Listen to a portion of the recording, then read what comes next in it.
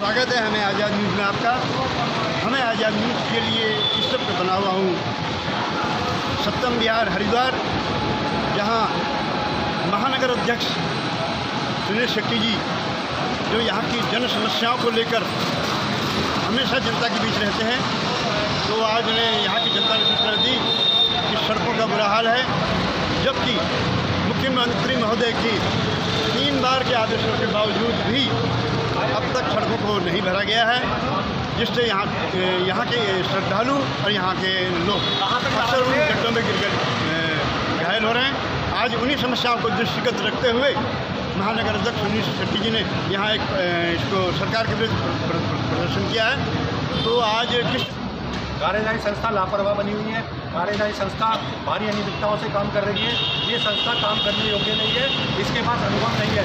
इसका अनुभव चेक हो और कार्यदायी संस्था से एक जांच बैठे, एक जांच कमेटी बने। माननीय जिलाधिकारी महोदय से मैं निवेदन कर रहा हूँ, आज पत्र प्रेषित कर रहा हूँ मुख्य सचिव को भी, ये यात्रा सीजन के समय में बुरा हाल करके जनता को परेशान करने का काम ये संस्था कर रही है, उससे जनता में रोष है।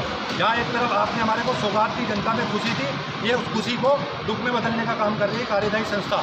लगभग 2 माह का समय व्यतीत हो चुका है, नगर निगम का कोई पार्षद, हालांकि विपक्ष के जो कांग्रेस शासन लगातार काम कर रहे हैं और जन समस्याओं से जुड़े हुए, जबकि भारतीय जनता पार्टी के जो प्रतिनिधि लगे हैं वो इस पर कोई ध्यान नहीं दे रहे। देखिए, हमारा विषय किसी पे आरोप प्रत्यारोप का नहीं है। हमें जनता की समस्या से जब रूबरू होना पड़ता है, हम जनता के जनसेवक हैं, ये सभी जनसेवक हैं, हम खड़े हो जाते हैं। लेकिन जो आ रहा है उसका स्वागत है, जो काम नहीं कर रहा उसको जनता स्वयं देख रही है। मेरा कहना यह है कि दायित्व तो उनका भी बनता है। आप जिस तरीके से समस्या यहाँ उत्पन्न हो रही है, आप यहाँ खड़े, जनप्रतिनिधि को भी यहाँ खड़ा होना तो उनका दायित्व तो बनता है। लेकिन अगर वो नहीं खड़े हो रहे तो जनता देख रही है, और किसी न किसी रूप में अगर वो खड़े हो रहे हैं तो भी जनता देख रही है।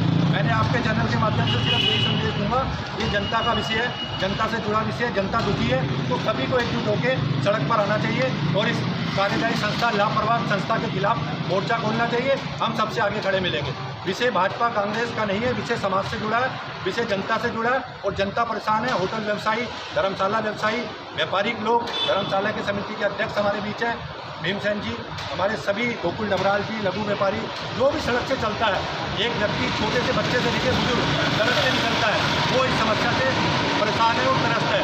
उसकी परेशानी का हल निकलना चाहिए। अन्यथा हम इनका काम जगह जगह जाके विरोध करेंगे। इस समस्या को आपने माननीय विधायक के सामने भी रखा? माननीय विधायक, माननीय सांसद जी, माननीय मुख्यमंत्री जी, सभी के समक्ष रख दिया है।